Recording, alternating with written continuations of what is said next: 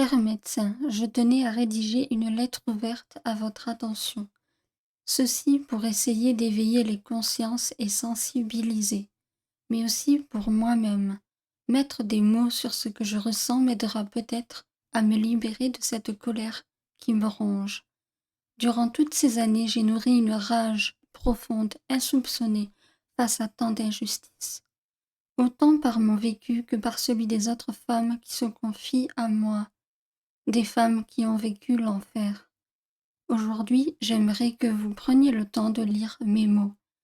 Je suis consciente que votre temps est précieux, mais s'il vous plaît, faites-le pour nous, vous patientes. Tout d'abord, j'aimerais vous poser quelques questions. Pour quelles raisons faites-vous ce métier? Quelles sont vos motivations profondes? Aimez-vous aujourd'hui réellement ce que vous faites ou êtes-vous à bout? Si je vous demande ça, c'est parce que j'aimerais comprendre. J'aimerais comprendre pourquoi nous subissons tant de violences, autant physiques que psychologiques. Comment cela se fait-il qu'en tant que patiente, on se retrouve avec des traumatismes lourds? J'aimerais comprendre comment on peut en arriver jusqu'à subir des syndromes post-traumatiques. Ceci en sachant que dans les faits, un médecin est censé être là avant tout pour soulager. Je le répète, j'aimerais juste comprendre.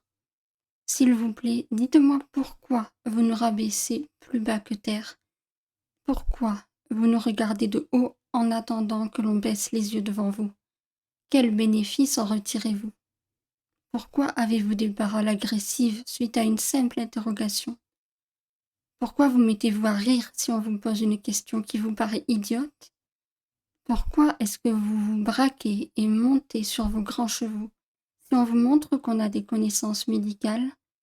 Ceci alors qu'on voulait juste connaître votre opinion sur un sujet précis. Je ne comprends pas pourquoi le fait d'avoir des connaissances vous rend amer.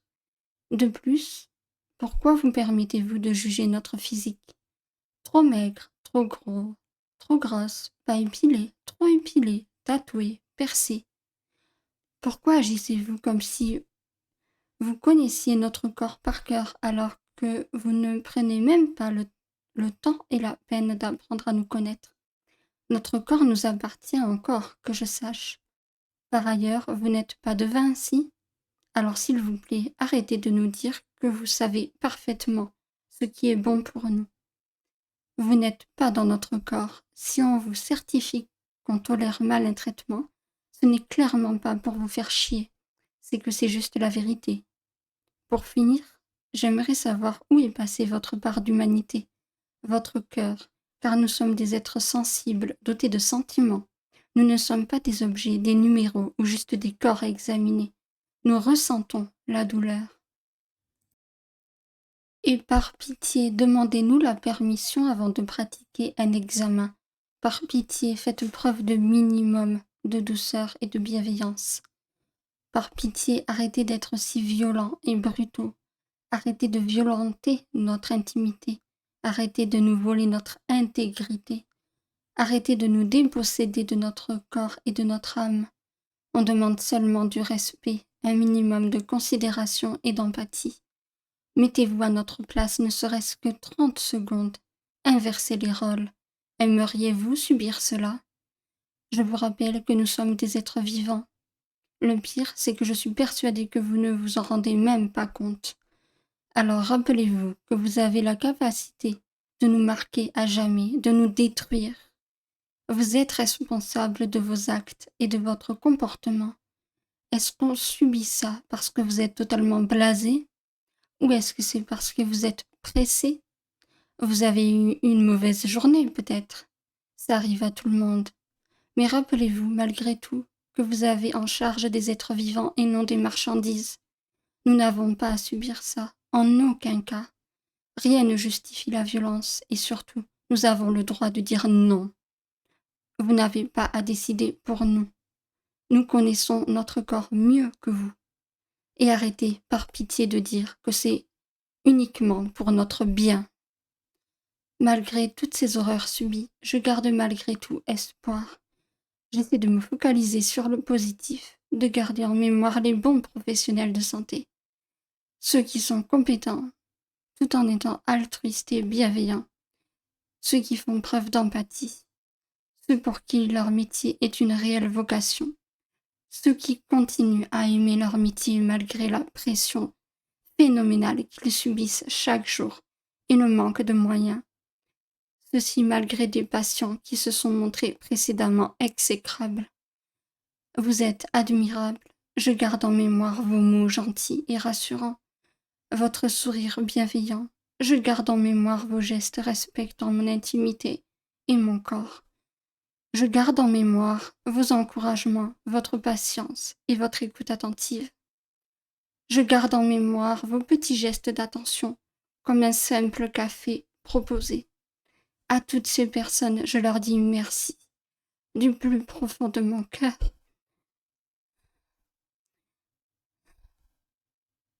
Désolée, je fais une pause. Merci pour votre investissement corps et âme. Merci pour l'espoir que vous nous donnez. Merci pour votre compréhension, votre écoute et votre aide. Merci de savoir nous redonner le sourire. Merci à ceux qui ont l'honnêteté de nous dire quand ils ne maîtrisent pas certaines pathologies. Merci de prendre la peine de nous renvoyer vers une ou un confrère maîtrisant mieux le sujet. Ceci au lieu de nous dire que c'est forcément dans notre tête ou dû au stress. Merci d'être là, merci d'exister. Car grâce à vous, je continue à croire en la médecine traditionnelle. Grâce à vous, je me sens comprise, légitime et en confiance. Grâce à vous, je peux continuer à vivre avec plus de sérénité. Grâce à vous, j'ai moins peur des rendez-vous et des examens médicaux. Vous êtes rare et précieux, sachez-le. Merci. Post-scriptum. Un énorme merci aux infirmières, aux infirmiers et anesthésistes qui font preuve d'énormément de patience et de douceur quand ils n'arrivent pas ou galèrent à me prélever du sang ou à me poser simplement un cathéter. Vous êtes incroyables, car mes veines ne se voient pas et sont très difficiles à sentir. Voilà, ça c'était le côté un peu plus perso. Mais merci, merci, merci à toutes ces personnes qui sont si chères à mon cœur. Vous êtes tellement précieux, vous n'avez même pas idée d'à quel point vous êtes incroyable et d'à quel point ma gratitude envers vous est immense. Merci à toutes ces personnes qui m'ont tout simplement accordé de la bienveillance. Je ne vous oublierai jamais, je n'oublierai jamais vos mots rassurants, je n'oublierai jamais votre présence, je n'oublierai jamais votre humour. Bon, je suis encore en train de trembler de tout mon corps, littéralement. Comme disait une certaine personne spécialisée dans les émotions, c'est les réminiscences de, de tout ça qui remonte, que ce soit les traumatismes, etc. C'est très impressionnant à, à subir et à voir de l'extérieur, mais je tremble de tout mon corps et c'est vraiment pas facile. Ça a été pour moi un exercice très très difficile à faire. J'ai encore beaucoup d'émotions. Euh, Obligatoirement, il y a les larmes qui ressurgissent, etc. Ça prouve que les blessures ne sont pas encore totalement cicatrisées. Mais tout ça pour dire que voilà, j'étais comme bloquée au début, je n'arrivais pas à commencer la lecture de cette lettre. Et pourtant, je l'ai écrite en 2020, ça date. Mais elle est toujours autant d'actualité. Écrire, c'est facile, mais un exercice de lecture, c'est à côté de ça très difficile. Et ce n'est pas du tout le même exercice et le même investissement émotionnel, je trouve. Mais comme je le disais dans la description, le but de cette publication, c'est vraiment de sensibiliser et d'informer. Aujourd'hui, j'ai 31 ans et je suis toujours autant marquée psychologiquement malgré des thérapies et cetera. Toujours d'en marquer des violences que j'ai subies entre, je dirais, le début de ma vie et aujourd'hui, parce que malheureusement, je n'ai pas subi qu'une seule violence médicale. Toute ma vie, ça m'a suivie, mais vraiment toute ma vie. Ça a commencé, dès mon plus jeune âge, et ça a continué jusqu'à il y a quelques années. Je pense que vous le savez, notamment sur les violences, gynécologiques. Il ne faut pas minimiser, en fait, ce que l'on a vécu. Ça fait partie de nous et malheureusement, après tant d'années, c'est toujours là. C'est un peu comme des cicatrices. Certaines sont visibles, certaines sont absolument invisibles du point de vue extérieur. Ce sont des cicatrices internes. On ne peut pas oublier, on ne peut pas mettre sous le tapis et se contenter de relever la tête et de dire: «J'avance». Elles sont là, elles ne pourront jamais disparaître et elles feront toujours partie de moi. Il y a des fois où elles sont plus présentes que d'autres, il y a des fois où j'arrive très bien à vivre avec. Il ne faut pas oublier que si j'ai cette force aujourd'hui, c'est notamment pour tout ce que j'ai subi. Alors ça me met profondément mal à l'aise quand certaines personnes ont tendance à dire que je suis chanceuse dans la vie. Je pense qu'elles sont très loin du compte. Je ferai une vidéo et une publication à ce sujet. Je suis une personne multi-traumatique, comme on pourrait dire. Et je pense que si je suis ce que je suis aujourd'hui, c'est notamment pour les blessures et les traumatismes. Donc aujourd'hui, je suis fière de mon parcours, je suis fière de mon chemin. Les thérapies et les prises en charge continuent. Mais oui, aujourd'hui, je suis fière de me tenir debout et d'avoir combattu tout ça et d'être encore là. Mais sachez qu'il ne faut jamais sous-estimer ce qu'on a pu vivre. Parce que plus on va les enterrer, les condamner, les mettre sous le tapis, et plus un jour elles vous repèteront à la gueule de manière plus ou moins violente. Donc je pense que c'est important de travailler dessus. Même si c'est très difficile, même encore aujourd'hui. Mais ça me tenait à cœur de faire ce témoignage pour ne pas oublier qu'il y a la face sombre et la face claire, dans le sens où malheureusement il y a du très mauvais, mais aussi du très bon. J'essaye de ne pas me laisser envahir par la rancœur, par la colère. J'essaye de garder en tête, comme je disais dans ma lettre aussi, les côtés positifs. L'être humain a tendance à garder en mémoire surtout ce qu'il a vécu de plus difficile, mais je trouve que c'est un travail intéressant aussi de voir tout le positif parce que de mon côté, c'est tout aussi, présent dans mes souvenirs et à chaque fois avant de partir, je prends le temps de remercier, les personnes, du personnel soignant qui ont été vraiment admirables. Ça me tient à cœur, mais voilà, je n'oublierai jamais, ne serait-ce que des petites choses, comme je disais, juste des mots gentils, des mots rassurants, des traits d'humour qui détendent l'atmosphère, un chocolat chaud ou un café, proposé, juste, un sourire, juste sentir qu'on peut être en confiance et en sécurité, qu'on est bien pris en charge. Rien que ça, en fait, ça joue beaucoup. Heu, voilà, je ne parlerai pas plus du négatif que ça, parce que ce sont des choses personnelles, mais voilà, le positif, il ne faut jamais l'oublier non plus.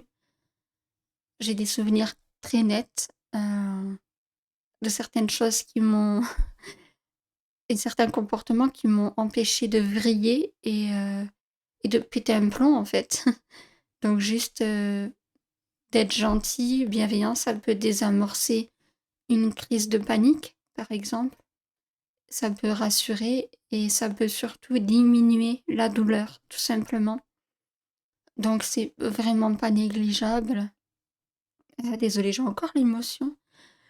Mais voilà, tout ça pour dire que vous êtes, précieux, que je suis consciente que votre métier est de plus en plus difficile, quel que soit votre statut en fait, hein, voilà, que vous soyez, ASH, aide-soignante, infirmier, infirmière, que vous soyez médecin, que vous soyez interne, que vous soyez, je sais pas moi, tout en fait, n'importe quel grade, quel niveau, que vous soyez chirurgien, que vous soyez assistant, tout en fait, tous les métiers, qui comportent, bah, le domaine médical, médecin et cetera, vous êtes vraiment, vraiment précieux et comme je le disais, je suis consciente que vos conditions de travail sont déplorables, sont de pire en pire et c'est quelque chose qui me touche et qui m'attriste profondément parce que plus les conditions de travail sont difficiles, plus il y a des risques, en fait, de violences médicales, qu'elles soient volontaires ou non. La plupart du temps, elles sont totalement involontaires, tout simplement parce qu'il y a une grande fatigue qui s'installe, tout simplement parce qu'il y a la pression, il y a le stress, il y a le sous-effectif, et tout simplement parce qu'il y a des patients, clairement, bah, ce sont des gros enfoirés. Il y en a, ils sont exécrables. Et ces gens-là devraient avoir honte parce que ils vous doivent le respect. En fait, le respect et la bienveillance, ça va dans les 2 sens. Donc autant en tant que patient, on a droit au respect, autant nous, en tant que patients, notre devoir est aussi de vous respecter. Donc voilà, pour moi, ça va dans les 2 sens. Je pense que je vais m'arrêter là, mais n'oubliez pas à quel point votre rôle est important.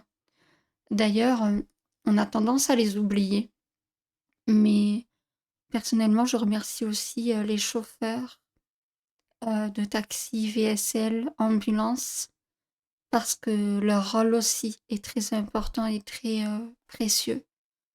Parce que ce sont des personnes qui nous amènent et qui nous ramènent de ces rendez-vous, de ces hospitalisations et là aussi leur présence, est très, très importante et souvent mise de côté, alors que leur rôle est crucial et rien que là aussi, juste des mots doux, faire de l'humour, parler de choses et d'autres, rien que ça, en fait, ça participe à la réduction de notre anxiété et de notre stress et ça peut tout simplement nous remonter le moral ou nous empêcher de littéralement paniquer et voilà, j'oublierai jamais là aussi, tous ces moments passés avec ces personnes qui mettent beaucoup de baume au cœur.